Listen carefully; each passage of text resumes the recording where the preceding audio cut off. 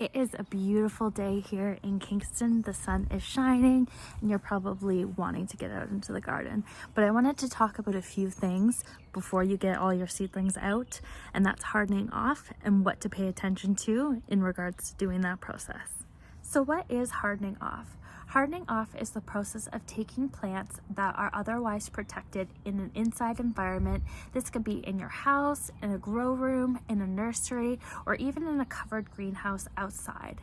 And this is typically taking the plant into the outside elements on a gradual pace that allows them to harden or get kind of a stronger, sturdier leaf and stem that allows them to be subjected to these elements full time. You want to do this in a gradual process as not to shock the plant, give them sun scald, sunburns, or any kind of elemental damage. Now there's a couple different factors that you have to pay attention to when choosing the time to harden off your seedlings. The first factor is your last frost date.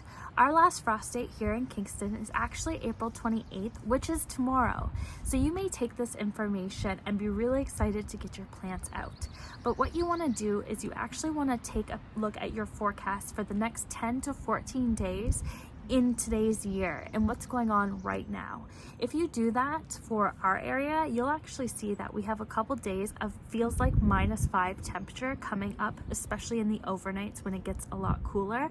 And this means we're definitely going to have the chance of frost after our last frost date for this year. I think it's important to understand temperature and how it's recorded. We typically have 2 recordings available on our weather apps and online, and those are our ambient air temperature as well as our feels like temperature. Our ambient air temperature is just exactly how it sounds, what the temperature is recorded on a thermometer. The feels like temperature is actually a calculation that has to do with several other factors. Those factors include the ambient air temperature, they include the humidity, and they include the wind.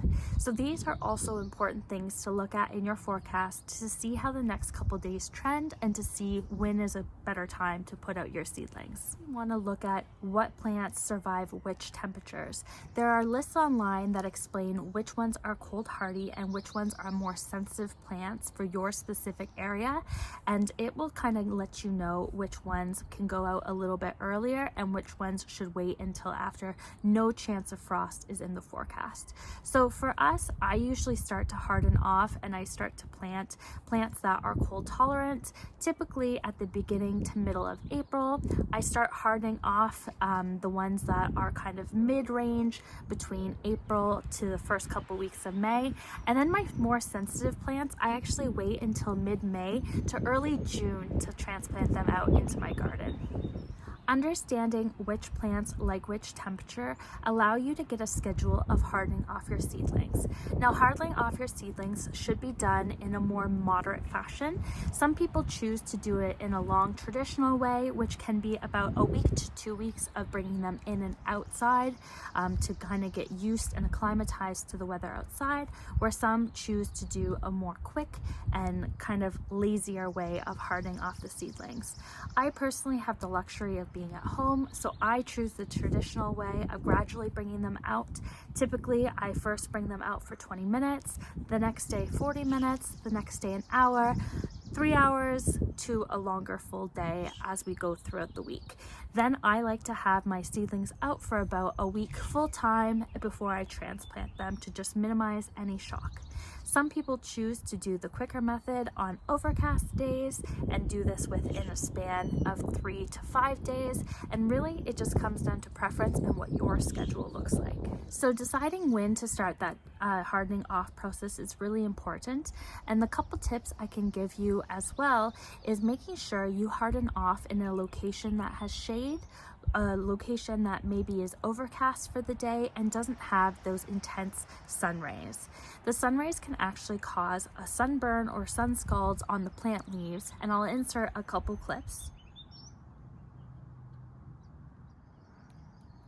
This can essentially stunt or completely make you lose your harvest. So make sure that you do take your time, unlike I did for my cold crops, in order to make sure you have the best success for your seedlings. Similarly, you want to make sure that you don't have a super windy day, and you want to make sure that you don't have tons and tons of rain in your forecast. Ensuring that these two details are also paid attention to, along with your ambient and your feels like temperature, will ensure that you have the best success for transplanting your seedlings. I typically like to pick an overcast day, a day that's kind of more moderate in temperature, moderate wind, not a whole lot of rain, to transplant my seedlings, because no matter what, even if your seedlings have gone through this hardening off process, they are still going to go through transplant shock.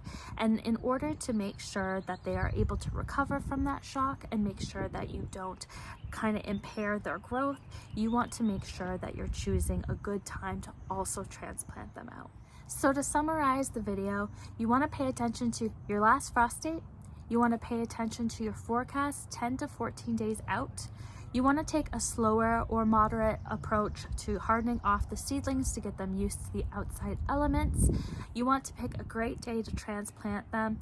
And then of course, just take care of your plants as best as possible once they're in their forever homes. And I hope you have a great harvest this year. I hope the growing season goes really well for you. I personally am looking very forward to it and everything that is coming this year. So thanks again for joining me today. And I hope this answered a couple questions about getting your seedlings off to the best start that they can possibly have.